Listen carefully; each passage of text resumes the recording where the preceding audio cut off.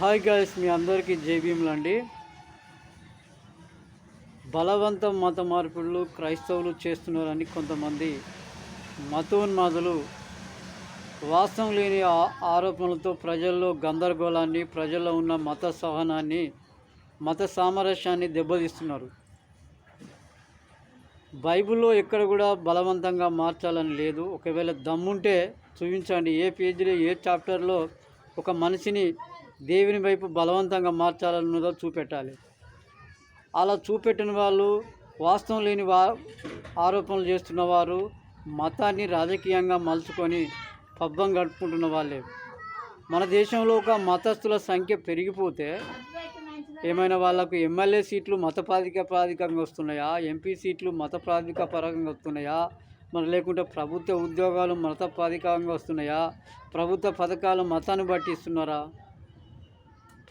ప్రభుత్వం దృష్టిలో అన్ని మతాలు సమానమైన లౌకిక విధానం మరి వివరిస్తుంది.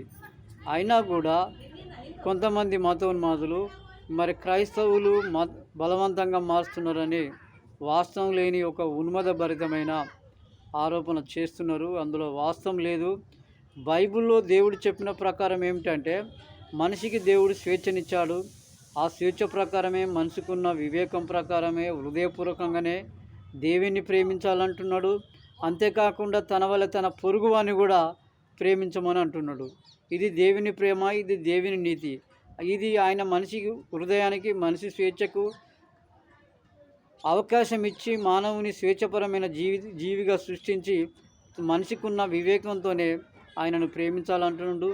అటువలే తన పొరుగువాన్ని కూడా ప్రేమించమంటున్నాడు.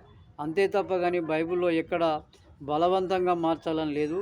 దమ్ముంటే ఈ మతోన్మాదులు ఎవరైతే క్రైస్తవుల మీదకి దాడులు చేస్తున్నారో, మత మార్పిడులు చేస్తున్నారో అంటున్నారో వాళ్ళు ఏ పేజీలో ఉన్నదో చూపెట్టాలి. బలవంతం మత మార్పిడి అనేది క్రైస్తవ మనోభావాలకు, విశ్వాసాలకు విరుద్ధమైంది. ఎవరు కూడా బలవంతంగా మారినా కూడా ఎవరికి లాభం ఉండదు. అది ఎవరు మారరు.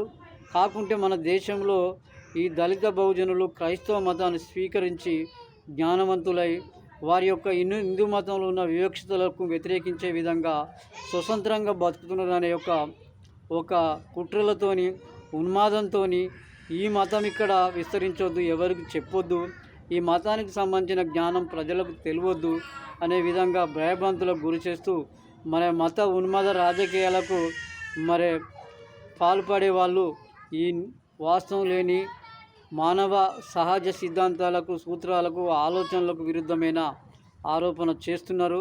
కాబట్టి మన దేశ రాజ్యాంగం ప్రకారం కానీ, మన ప్రభుత్వాలు ఇస్తున్న పథకాల ప్రకారం కానీ, పార్లమెంట్ సీట్ల ప్రకారం కానీ, శాసనసభలో సీట్ల ప్రకారం కానీ మత ప్రాతిపదికంగా ఎవరికి వెళ్ళటం లేదు.